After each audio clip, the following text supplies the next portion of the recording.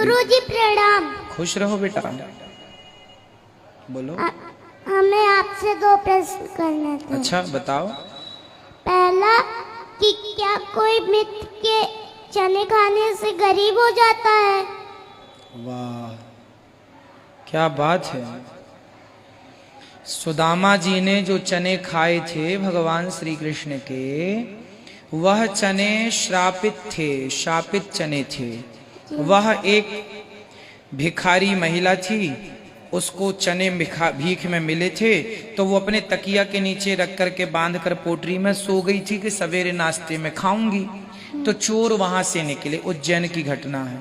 तो चोरों को लगा भिखारी है, कुछ रहे होंगे उद्दंड लोग कि कुछ तो मिलेगा। तो तकिए के नीचे हाथ डाला तो चने की पोटली आ गई चोरों के हाथ में। चोरों ने देखा कि कुछ सोना चांदी है क्या, खोल कर देखा तो चने, तो फेंक दिया। तो कहाँ फेंका? जहां सांदीपनी जी का आश्रम था वहां वो पोटली चोरों ने फेंक दी। सवेरे बूढ़ी अम्मा जागी तो बूढ़ी अम्मा ने कहा मैंने चने तो यहीं रखे थे, कहाँ चले गए? तो उसने कह दिया लगता है चोर चुरा गए, चुरा के ले गए। जो मेरे चने खाएगा सदा के लिए मेरी तरह दरिद्र गरीब हो जाएगा। मेरे चने खा रहा है, मेरे चने भी चोरी कर लिए मुझ गरीब के। तो शाप बद्दुआएं दे दी उसने उस चने में। अब सुदामा जी त्रिकालज्ञ थे, कोई सामान्य व्यक्ति नहीं थे। अब वो चने सवेरे गुरु माता बाहर निकली तो उन्हें चने दिखाई पड़ गए। उन्हें लगा कि ये चने लगता बच्चों ने गिरा दिए होंगे, तो लाके रख दिया और वही चने भगवान श्री कृष्ण को दे दिए। जाओ गैया चराने जब गए थे लकड़ी काटने तो दे दिया। फिर भगवान सुदामा जी को लगा ये चने मेरा मित्र खाएगा तो सदा गरीब हो जाएगा, इसलिए मित्र की गरीबी मैं ले लूं, मेरा मित्र गरीब ना हो। इसलिए सुदामा जी ने वो श्रापित चने खाए, इसलिए सुदामा जी गरीब। दूसरा गुरुजी जी, हमने कई जगह सुना है श्रीमद् भागवत में राधिका जी का नाम नहीं आया, क्यों नहीं आया? क्योंकि इनडायरेक्ट तो नाम है, इसलिए नहीं आया क्योंकि सुखदेव भगवान स्वयं राधा जी का नाम लेते थे तो उनकी समाधि लग जाती थी, और समाधि लग जाएगी तो 7 दिन में परीक्षित को कथा नहीं सुनाएंगे।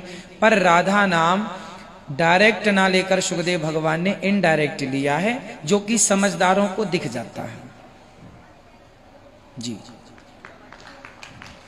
गुरुजी प्रणाम। खुश रहो, बहुत अच्छे प्रश्न किए दोनों, तालियां होनी चाहिए। देखो बच्चे, छोटे छोटे बच्चे क्या कथा सुन रहे हैं मन लगा कर, वाह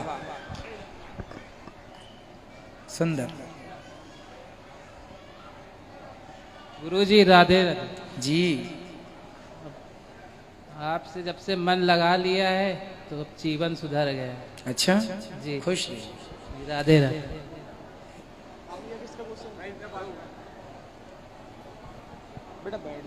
राधे राधे गुरुजी। जी राधे राधे। गुरुजी क्या जिंदा गुरु को भोग लग सकता है? जिंदा गुरु को भोग लग सकता है? कौन है आपके जिंदा गुरु?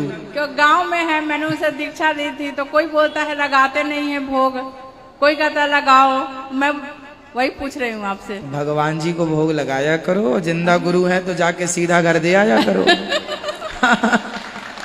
जिंदा गुरु को। और शालिग्राम की पूजा करनी चाहिए हमें कि नहीं? नहीं, महिलाओं को नहीं करनी चाहिए। तो वो घर में तो हम रखे हैं। आपके पतिदेव हैं? हाँ, उनसे बोलो वो करें। वही मत नहवाते वही है, जैसे कभी नहीं रहते हैं। हाँ कभी नहीं है तो आप करा सकते हैं, बस पूरा भगवान जी गोपाल जी की पूजा आप करो और शालिग्राम जी की पुरुष ही करें।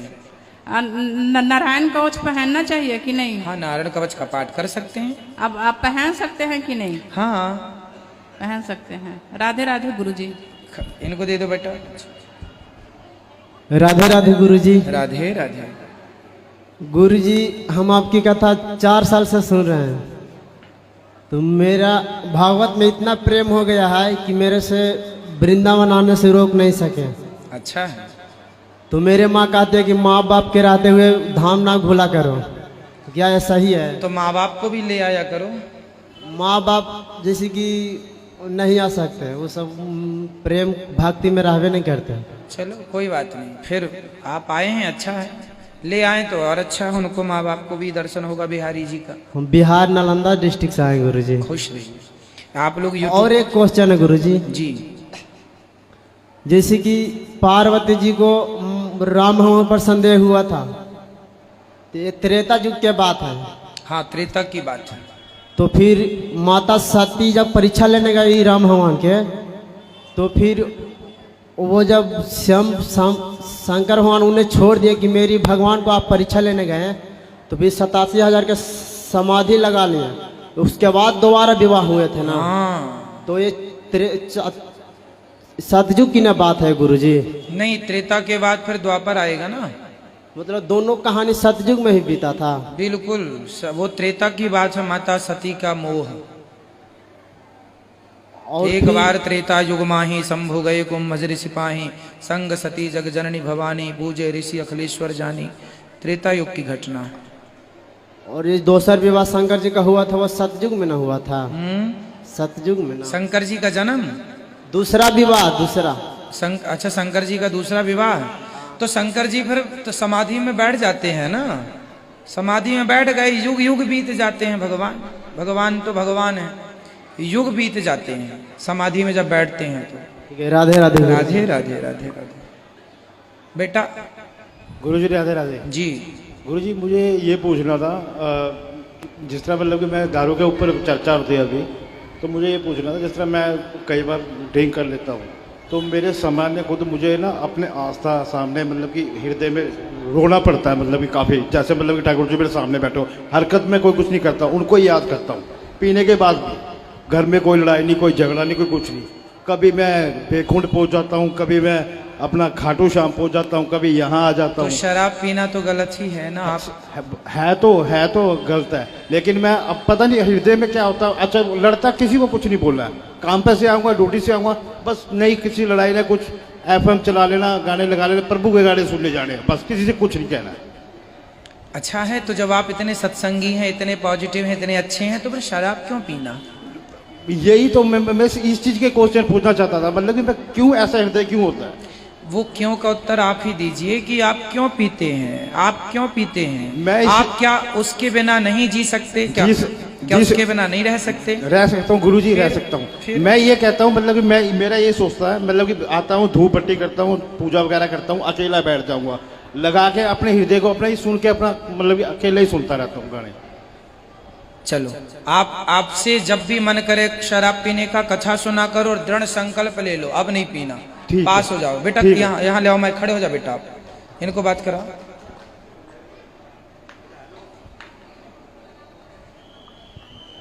चलो, आज के लिए इतना ही।